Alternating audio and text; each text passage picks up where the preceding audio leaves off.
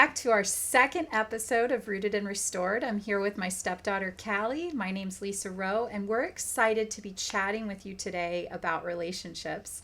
And Callie, you get to be the interviewer, if you will, today, and kind of just maybe put me into maybe the answering your questions position. And so I'm excited for what that looks like today, and I'll turn it over to you. Yeah, I think that if I can remember properly, I feel like through our time together, you have been a space of like modeling what a relationship looks like in the highs and lows, but you've also been a place for me to like ask questions or explore things so I can see what a healthy relationship looks like, what it looks like to repair right after having a rupture in a relationship. So I feel like that's kind of what today's going to feel like a little bit. Awesome. Because we kind of have those conversations sometimes. That's right. And so it could be that we're talking about intimate partner relationships, perhaps, or it could be we're talking about friendships or family relationships. I think that a lot of the things that we might chat about today kind of can apply to all relationships because there are some common themes, right?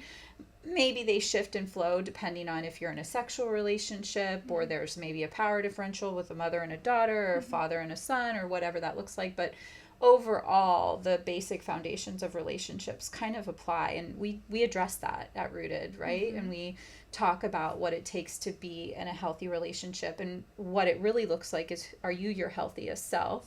And when you are your healthiest self, you can offer availability to a healthy relationship, and you can also have the availability to have a mechanism inside of you to know when things don't feel right and maybe the other person isn't healthy for you or doesn't match your values and those sort of things. So I hope to really unpack that with you today as we kind of delve into what that looks like. Yeah. So I feel like first setting the stage, like I know we said we can talk about all different realms of relationships, but I think kind of like getting like a little bit of a history of like, you're married right now, right? What's that look like? How long have you been married? And kind of just getting like the basis of setting that up. It's really cool. So I've been married to your dad for 10 years. We just celebrated our 10-year anniversary, and we dated probably for 2 years prior to that. So I've been in the relationship with Daddy for 12 years. And then prior to that, I was married and divorced, and I had 2 children in that relationship. I'm sure that we'll just talk about what it's like to have had, you called it ruptures in relationships before, because it also dates back to my experience as a child, having lived through divorce. My parents divorced when I was 9, and living through what that looked like shaped a lot of my understanding, a lot of unhealed wounds that I brought into my adult life that I'm sure we'll unpack at some level today. How does it feel to say that like you've been married for 10 years? It's a big question. A really big deal, because part of the mechanism that I grew up with from all the dysfunction I experienced was to run away from things. And so when things get hard, I often, prior to healing, would exit left, exit right, find something different, shinier, whatever it is. And so to be able to say that, right, sitting here with you and to be able to say that I've been married for 10 years in a relationship with Dad for 12, I mean, we've experienced a lot of ups and downs. We brought a lot of baggage into this relationship, and gosh, it just seems like it has really helped me in my recovery journey and my healing journey. But it's pretty amazing to be able to answer that question today. I think like even when I reflect on like every time you guys have an anniversary, I'm like, whoa, they've been married for like a long time. And I think the only other person like I can relate to is like my grandma and my grandpa had been married for a long time together, but like he passed away a while ago. So I feel like I wasn't as aware, perceptive to some of those things, nor did I ask questions, where like you've opened a space for me to be able to ask questions, since I have seen a lot of dysfunction, to kind of get curious about things so I can learn like through what you're experiencing and as you learn too, which I think is a great thing. But going back to like me, like even when I'm like, whoa, they've been married for 10 years, like that's crazy. So like I can't even imagine like how it feels like embodying that for yourself. Yeah, and just to turn the tables for a second, does it feel interesting for you to be able to say that, having lived through it? Touche. Yeah, I would say yeah. Because I feel like I've also been programmed, I think, to see like really big scary things happen or ruptures, right, in relationships, and what people do is they run from it or they leave, right? So I've seen you and Dad have ruptures and you fight really hard through it. From a kid perspective, sometimes I'm like, whoa, I don't understand that. But seeing like how you can come out on the other side and be stronger, like, not to go in detail, but like you guys had a rupture like a few like weeks ago, right? And then like I would say like since then, like outside perspective looking in, like you guys have seemed really great recently. So like obviously outside perspective, but it's cool to see like how you can have hardships happen in relationships and you can choose to sit in the discomfort and grow from it. Because I think a lot of people are taught to flee away from it, or if something's really hard, you don't fight for it. Obviously there's like ramifications within that, because sometimes you do have to leave, right? And it isn't safe for you to still fight for what it is, but learning what that looks like and what's healthy to stay and what's unhealthy to stay, in romantic relationships, friendships, family relationships, all of them. That's a good point. Yeah. And I think it's really interesting because what you're pointing out, I can relate to, having been a child in dysfunction, right? And not knowing, I didn't have language for a lot of the things that were happening. My parents weren't nearly as connected to their healing experience at that time. And so just to be able for you to be able to say like, yeah, you guys had a like major fight coming home from a vacation. And it was contained in a car. It was terrible. But yeah, Dad and I have resources now to help us walk through that. And you were awesome too, because you did something I would have never been able to do in saying, hey guys, you need to stop this and let us out and let us have this, like, you guys have this space, which I never could have done that as a kid. So all of that to say that what I saw was run away, right? You're seeing a little bit of a different thing. And I think that's what's missing from our society, is that I don't think we are seeing enough of what it looks like in relationships to work through things, to talk about things, to navigate discomfort, to sit in what we call that icky, sticky place and really begin to say like, I'm going to sit here and work through this. I'm going to stay as I process this. And I think that's really missing from what I see as a therapist who works a lot with couples, because we just don't have that staying power anymore. Not that I would ever condone violence or a lack of safety. That's not what I'm saying here. But like, I think that our society is instant gratification. We've lost the ability to not try to find that next thing, that distraction, whatever that is. And so I'm learning that, and you're getting to witness that, which is something, gosh, I never had. And I think going back to like, right, like as a society, like where we're going to, it can even get applied to like kids right now. Because kids right now in friendships, relationships, all of them, so weird to me, but they go straight to blocking people. There's no communication. There's no like resolution to it. It's, I'm going to block you. And then in 3 days, maybe I'll unblock you and we'll act like everything's fine, right? Which, how are parents showing up and how are they demonstrating things for their children, right? And then how are children learning how to communicate those things? So I just saw the parallel from what you just said. Right. So And it reminds me of what we call intimacy in our work. And there's various types of intimacy, but I want to talk about the difference between emotional intimacy and physical intimacy. What you're just talking about is like the ability to sit with our emotions, the ability to sit with somebody else's emotions, the ability to be interested and curious in somebody else's emotional space. And you're right, it's not being activated in our society now, right? With video games and cell phones. I was watching a podcast the other day about what cell phones and AirPods are doing to AirPods are doing to our world, because we used to be able to, even if you wore headphones, be able to just have a conversation in the hallways and this sort of thing, and you're blocking out all noise now. So there's not even ability to have like a surface level conversation and check in, how's your day? What do? We like just kind of keep walking and hope they don't say anything to me kind of thing. And that's the kind of thing that we're generating. And we see this in relationships, right? We see it a little bit differently in relationships. And I'm going to talk from personal and professional experience for a minute, where we are almost like robots in relationships, programmed, right? We see and experience life and have imprints all over. I call them like Polaroid pictures inside of us, from what does it look like to fight with your partner? What does it look like to be friends? What does it look like to have a relationship with a daughter or son or parent, grandparent?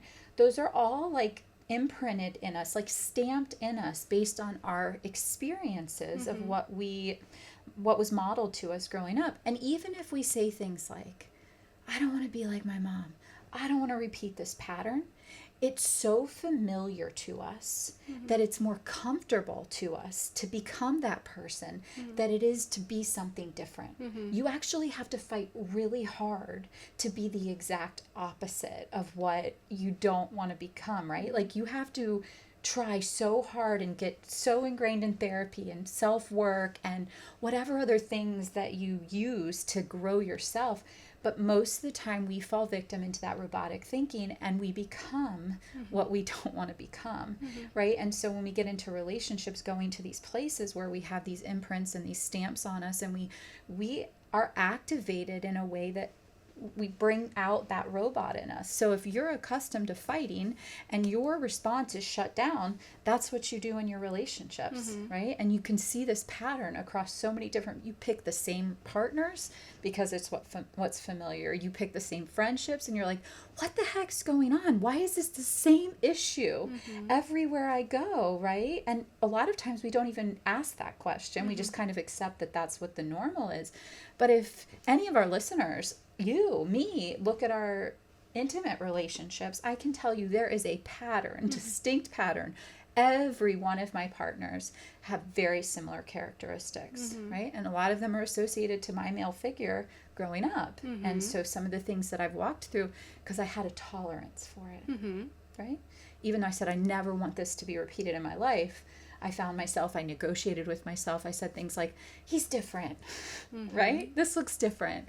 And maybe pieces of it was different. But if we're really looking at the undertone of it, it was all very similar because it was familiar to me. And I showed up very familiar to how I saw my female figure in my life, my mom. And in our book, Unraveled Roots, my mom and I share our stories in that way because it's so similar. It's not even funny. Yeah. And allowing space and taking a step back and actually looking at that, right? Because I'm sure so many people can relate. Like if you actually paused, or you do a genogram, right, which we do in a lot of sessions with clients, and they might know some of these things, but then when you see a client like actually map it out, they're like, whoa, that's scary. Or right, like I'm just like my mom, or my relationship's just like this, and they're able to like piece it together. But you have to allow for space and curiosity and to get in the uncomfortable to allow yourself to see those things, because it's so much easier to hide it or push it in the corner, not acknowledge it. Yeah, and I'd love to expound on that because I'm remembering a sex trafficking survivor that I was working on her genogram with her. It's a patterned behavior, family patterns, 3 generations, where you look at things like your strengths and your weaknesses, divorce, substance abuse, suicide, mental health issues, right? Creativeness, all of the things. And one of the things she marked was the number of partners she had, sexual partners. And as we were going through that, I could just see her entire body language shift. She was so shameful to put how many partners she had had. She had carried that weight around, and she didn't have a way through that. It just felt like she was the black sheep of the family. This was something that she was going to have to carry forever. It was what was wrong with her. Well, then we went to mom, and the question then came out, like, tell me about mom's dating history. Tell me about mom's intimate relationships. And all of a sudden, mom's list grew and grew and grew.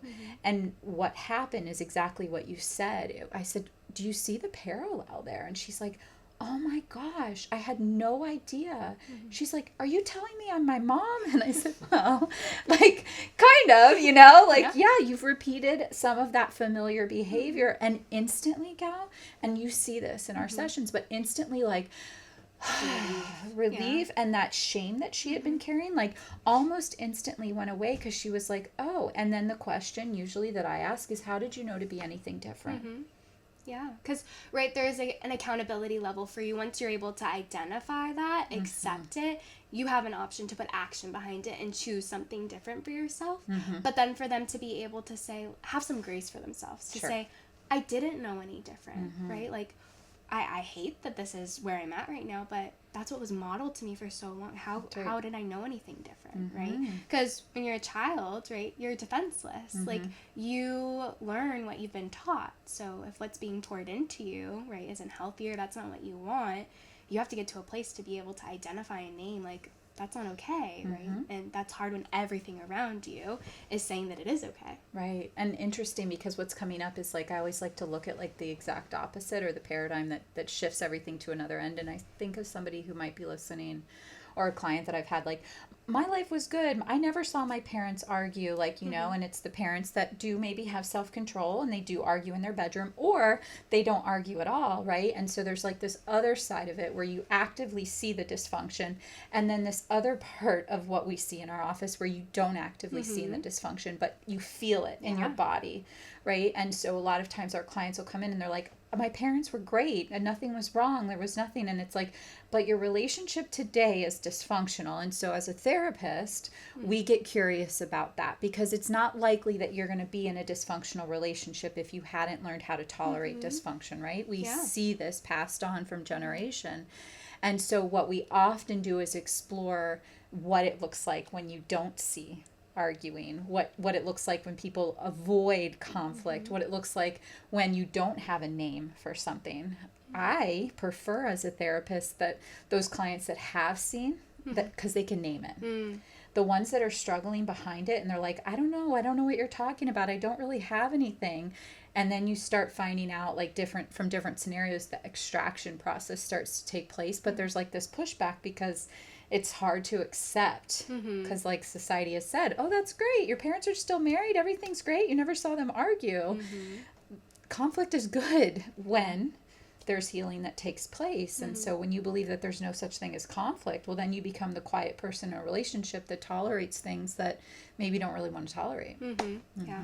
There's, like, a middle ground, right? You don't want to be observing, or as, like, being in a relationship, you don't want to have conflict all the time. But also, if everything looks perfect all the time, right, how are you teaching your kids? Right. What breeding ground are you creating? Because, right, they're learning from you. So their image is that, oh, couples don't fight, you never have a disagreement. So then, you know, you get in a relationship and you have a problem, or you argue about finances, and it's like, whoa, this isn't allowed in a relationship. Like, you run away because you're like, I don't even know how to talk about this. That's right. You can't have a problem. So good.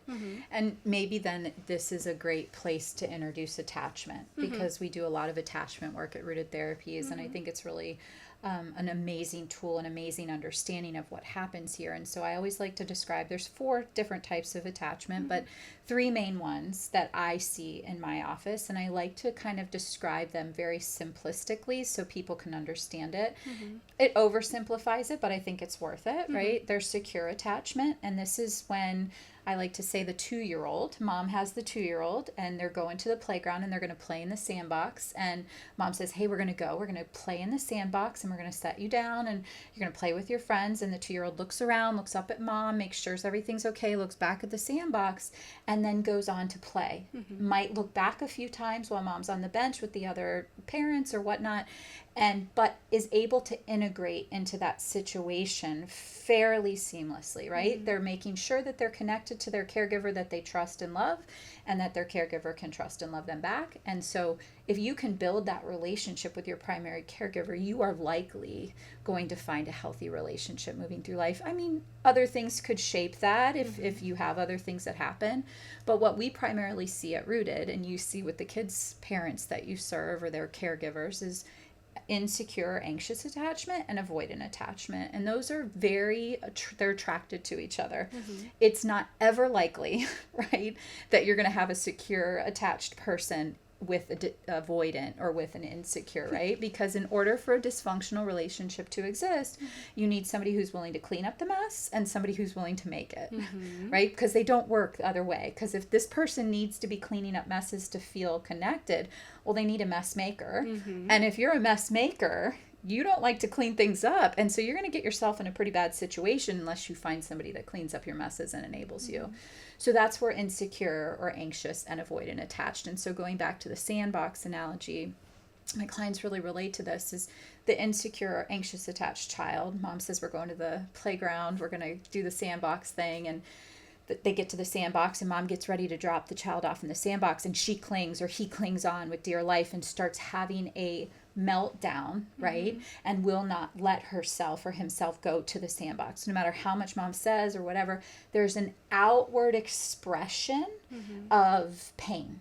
And what that's saying is, I don't trust myself. I need you, caregiver, to fix this problem for myself. And so they become incredibly dependent on people, places, and things to fill that space inside of them that we want to teach children to fill on their own, right? Through a healthy attachment with a caregiver.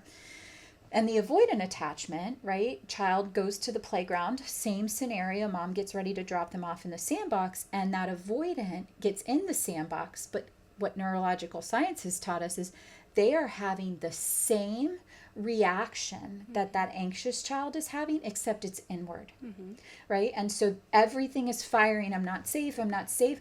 But unless you have an eye for it, you wouldn't know it. Because they're just going to sit there in the sandbox and they're going to avoid connecting with that caregiver, because that caregiver at some point has said, I'm not a safe person. I'm not going to fill your needs. You've got to find a way to fill it yourself. And so they sit there and they tolerate that incredible discomfort, all of that ding, ding, ding, ding, ding, like this isn't what I want. It's just inside and not outside. And so what they begin to learn is, I have to fix everything on my own. I have to be the one that carries everything on my shoulders, and I can't trust a single person in this world. And so you can see, if you translate that to adolescence, if you translate that to young adult life, if you translate that to my life, right? Anyone's life, it becomes very, very dysfunctional, because now you have somebody who is seeking somebody else to fill their cup, right? And you have the other person who doesn't trust, right? And is inside of themselves. And a lot of times avoidants use alcohol, drugs, food, video games, whatever it is, to distract. And so that's often what we see coming into our office, which I feel like is super important for people to understand in relationships. So if we know it comes from those mirrors or those imprints from childhood, and then this is how we act it out, it's no wonder that sex has become the singular place that we transaction with relationship, because it's become an object of connection, not emotional intimacy. Huge issue in our offices, right? And And I just think that was like a great analogy, right? I've heard you use it before, but like for other people, like the first time they've ever heard it, maybe the first time they've even heard of attachment, maybe even reflecting on like how is your attachment style? How is your partner's attachment style, right? And I think using that space like for a few moments, like just to really explore what that is for you and what that looks like in your relationship, or even go online and look it up a little bit, do a little bit of a deeper dive, because it really does affect how you operate in life so much. And it's okay if you're anxious. It's okay if you're avoidant. I would say a lot of people aren't secure, and that's okay, but it's learning how to live with it, right, and how to combat it, and knowing how you operate, and how to learn to grow from it. Absolutely. And really important to identify it, because you don't have to live in the dysfunction, right? And that's what maybe you witnessed. If we're going to go back to the story over Christmas with Dad and I, you witnessed that, because I tend to, even in my healing journey, find myself in that insecure space, that anxious space, and Dad is very much in his avoidance space, especially when we're like trying to fight for our space, right? And so both of us leaning in towards each other is what you're watching us do now. Dad's really uncomfortable because he's not avoiding, which is a big deal for him, and I'm trying to be more open to trusting myself, right? And not needing him to fill my space, so together we can come to a healthy place. It's like a bridge, right? I want to sit in my space if I'm my healthy, secure self. I want dad to sit in his place, or you, or whoever else I'm in relationship, and we build a bridge and create something together. I don't have to abandon myself for the avoidant behavior, and the avoidant needs to lean in to something different too, because otherwise they are very isolated and emotionally tuned off. Right. Learning how to like be your full, whole, healthy self, right? Because until you can, like, coming together, right, you are, like, feeding off of each other, looking for each other for fulfillment in certain things. It's absolutely true. And I know that, like, you've struggled with, like, codependency, right? Or that's been, like, a journey you've worked through. So you shared something on social media a few days ago about unconditional love, and I feel like there is an element in today's society where people feel like that's what they're searching for like unconditional love, and they want that, or that's what movies portray or books portray, and there's a parallel, like, to some degree, about unconditional love and codependency, and I saw something even, like, challenging that, like, an unconditional loving relationship should truly only be with, like your child and you, and even challenged when your child reaches the age of adulthood, they could be a jerk, right? Or they could go through their own dysfunction, and then to some degree the unconditional love doesn't necessarily follow through at that point, right? You have to instill boundaries and different things in your relationship. Doesn't mean that you don't love them, but that you respect yourself, right? And that there are conditions to relationships. You do want to be treated well. Doesn't mean somebody has to bring you flowers every day, right? But that they deserve to treat you with respect, right? Or abide by certain boundaries you have, or different things like that. So I don't know if there was anything you wanted to, like, speak to on that. Yeah, there's a lot there. So codependency, I think it's really important to name that. It's the addiction to people, places, or things. So just like a alcoholic or a substance user needs the substance to numb, right? Codependents need a person, a place, or a thing to validate them, to show them love, to tell them who they are. And that's the way that they distract themselves from themselves. And so, codependents are often anxious, attached individuals who look to the outside world for affirmation, for love, for whatever those things are. And so you're right. I have struggled with codependency for most of my life. I still do. And I didn't know what it was until I was facing my first divorce and was, like, asking all these questions about how did this happen, and just getting really curious. And what I found out is I was attracted to people who needed me, because that helped me feel like I was important, I was loved, right? And so I learned very early on to set myself aside, that I wasn't valuable, I wasn't worth it, I wasn't enough. And so I began putting other people in those kind of places so that I didn't have to look inside those painful places inside of me, right? I did not trust myself. I trusted everybody else. And I've gotten really hurt as a result of putting my trust and my needs into other people, because I have chosen people who don't know how to, and they never were supposed to, hold those things well. Right? And so going back to that unconditional love, I never learned how to unconditionally love myself. Right? In my dysfunction, in my spaces and places, I never saw what that looked like, and I never got to feel that experience. And so it wasn't until almost my third decade of life that I started to understand that there was a different way. And it's been 12 years of me trying to understand what it looks like to love yourself and have an unconditional experience with yourself. And that's really hard when you've been conditioned to believe something very different. So all of that to say that I haven't known how to love well for most of my life until I started learning to love myself. Could I then really love other people, right?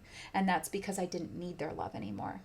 I wanted it, or I enjoyed it. I didn't need it. So today, sitting in front of you, I'm a very different woman, but that wasn't always my story. So it's a lot to unpack about what is unconditional love and how do you express unconditional love. Yeah, there is a specific bond with a biological child that we do know exists, and that unconditional love, because children, when you're biologically connected, sometimes you feel like they can't do anything wrong. There's like no conditions on the love you have for them.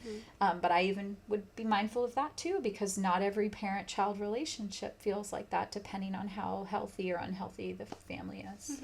I think going off of that even, right, when you see somebody that exits a relationship, right, and doesn't work on themselves at all, and they find themselves entering another romantic relationship right after and just continuing to do that, right, that shows sometimes, right, that they aren't able to look inwards or love themselves or be happy or content with themselves, and sit in that uncomfortable and say, like, how did I show up wrong in this relationship? Or how did this other person show up wrong? Because reality is, when they, most of the time, right, jump into another relationship, they're just repeating the same unhealthy behaviors. Yeah. Because there's no reflection. There's no time for it, right? They just want to feel loved or feel all these things, because in that moment, that, like, rupture that they had through that relationship destroyed them, and they can't sit in it. And, right, if they feel unloved or all these negative thought processes that are going through their head, right, easier to flee from it than to sit in it.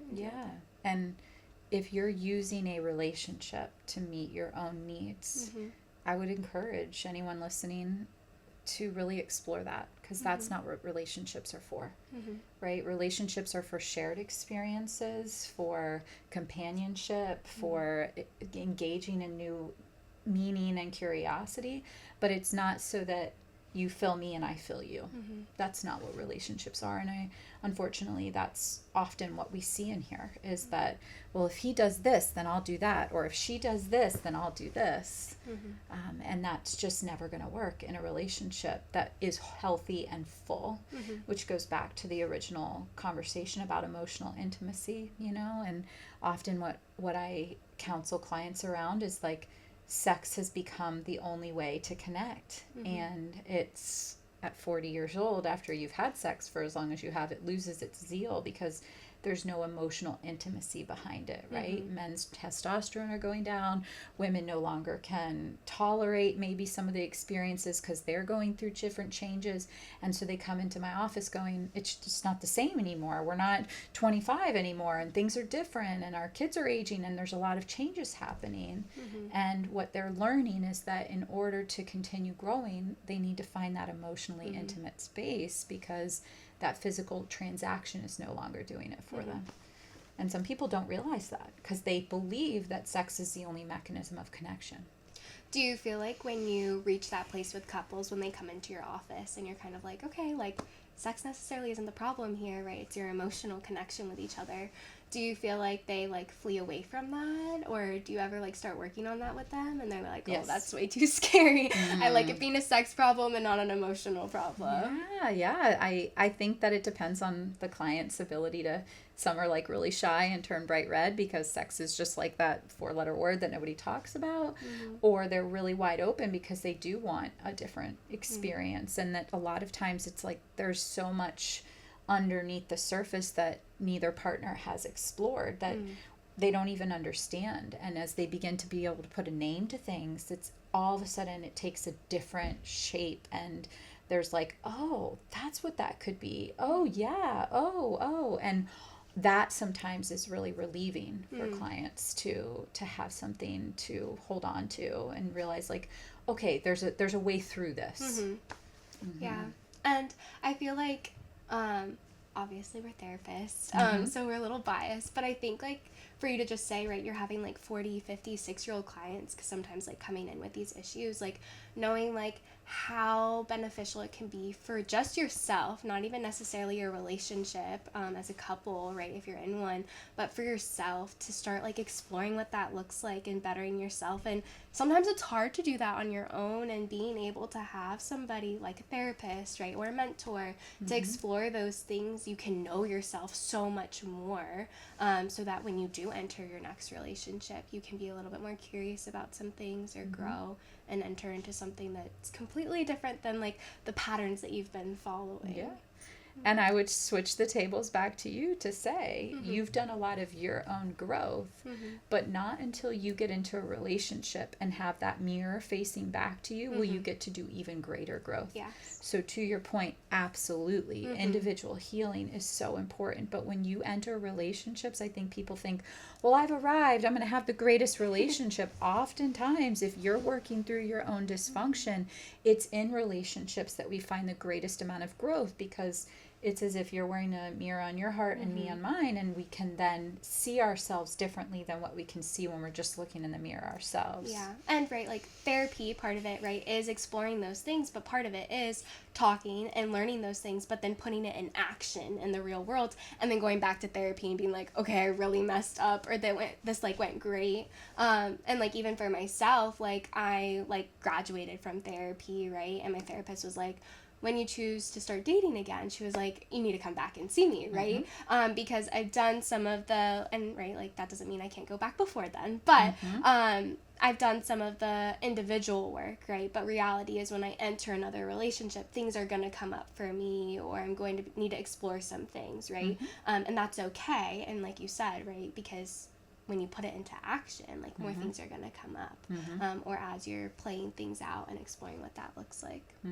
Absolutely, girl. And so I would encourage anyone, right, that's facing adversity to, if they aren't in an unsafe situation and there does look to be like there could be a pathway forward, that they seek counsel in whatever that looks like. And I want you to persevere, because there's so much to learn through that resistance. Again, if you're unsafe, or the relationship is violent, or you're around the mountain for the 15th time on a cheating situation, or pornography, or DUI, or these sort of things, we need to know when the boundary needs to exist. And that's a whole nother podcast, right? But if you're facing resistance because you're looking at a partner who doesn't have qualities that you want, or you don't feel like you're able to show up, or whatever, communication is oftentimes a big thing for a lot of our couples. Like, sit in it, get the support you need, and see if you can learn about yourself and start growing together. So, going back a little bit, right, you said, like that argument that you and Dad had over Christmas, like you said, we have different tools now to be able to use. So, right, like through being like in this marriage for a while, right, like your tool belt's grown as as a couple together, right, and individually. So what do you feel like's changed? Like, what do you feel like in your marriage has like allowed you to like have healthier communication, or to like overcome some struggles when it comes to kids, finance, or the nuances of like life and what it throws at you? Like, what do you feel like, going back to your first year of marriage to now, like what's changed for you guys? Yeah, we both changed.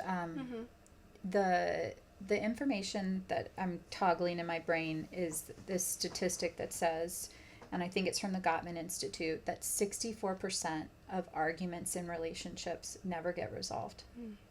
Say that again, because when I heard that, I'm like, what? More than half of the arguments that happen in relationships never get resolved, and they're not supposed to.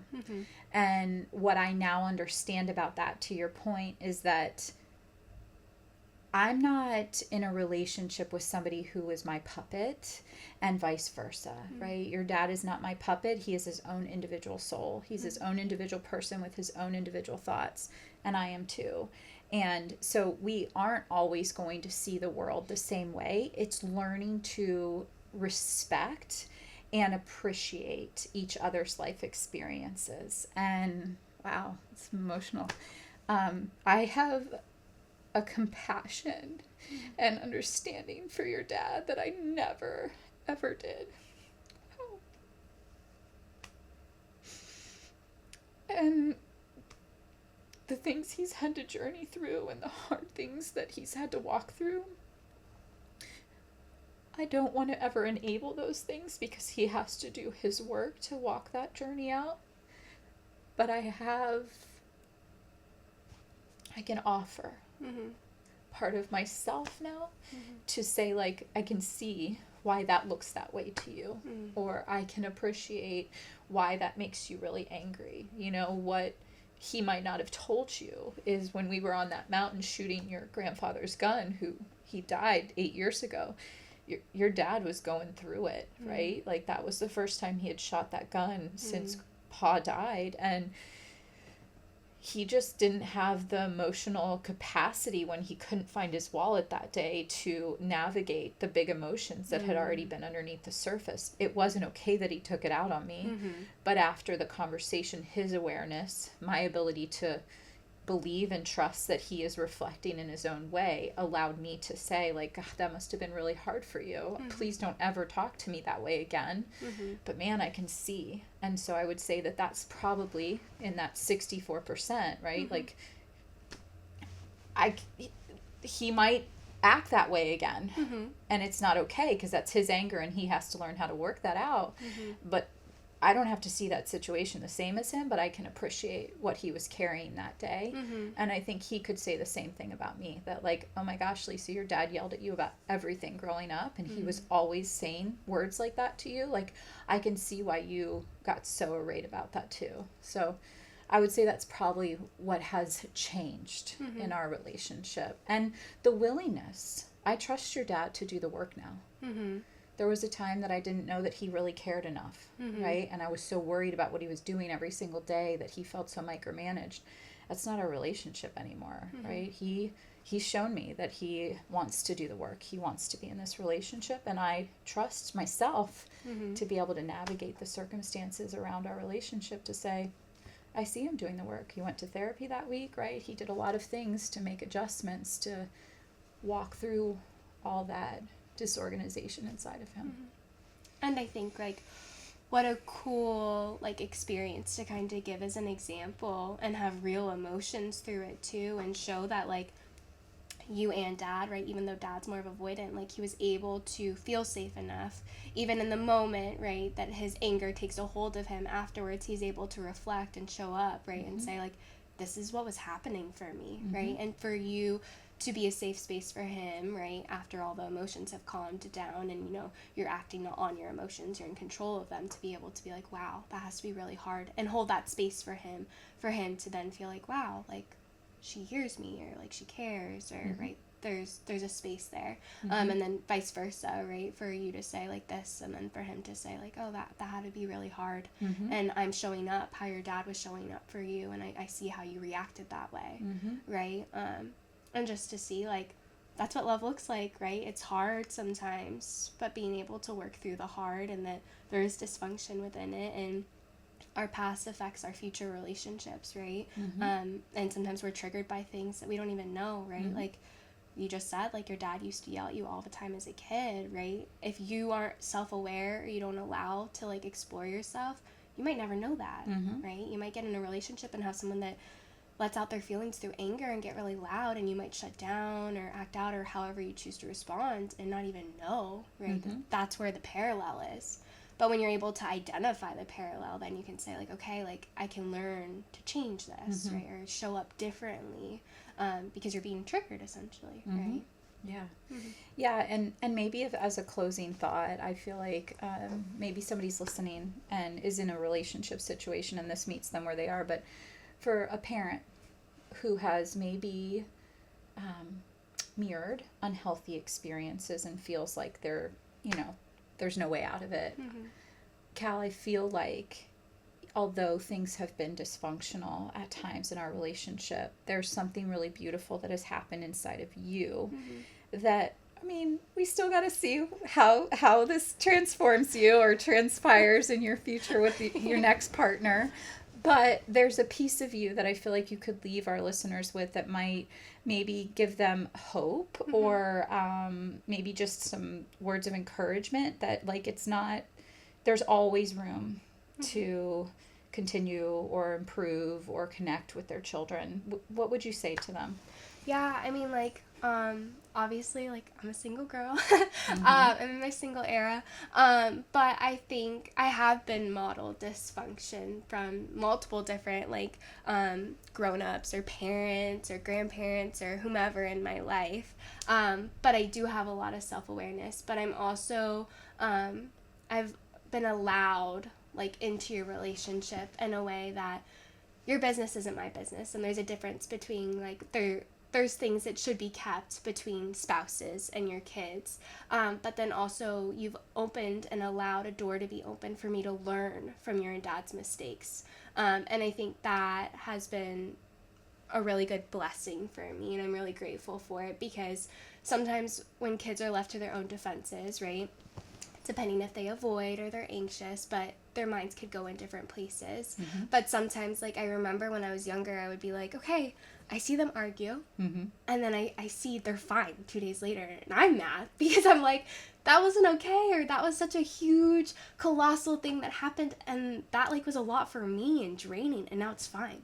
But now being able to kind of hear some of those things, like for me to hear what that fight was and now be old enough to know what that looked like underneath and see the deeper reasons, it allows me to know when I enter another relationship or I have a friendship and maybe somebody gets activated, like allowing to hold space, not that how they treated me was okay, right, and setting that boundary and setting that intention. I'm not okay with that, right, but then allowing to be like, what's really going on, mm-hmm. right? They have to be able to be vulnerable too, right? But you're allowed to get to a deeper space with that. And I think that if you're modeling dysfunctional things to your kids, you're human, you're gonna do it. There's no parent that's perfect, but being able to have developmentally appropriate conversations depending on what age your kid is, and be able to hold that space and say, like, I messed up, or your dad messed up, and let's have some conversations about this, because then you're modeling what it truly looks like and what the repair looks like to a big argument. Mm-hmm. Or that wasn't okay that I treated your mom that way and I didn't show up the best way.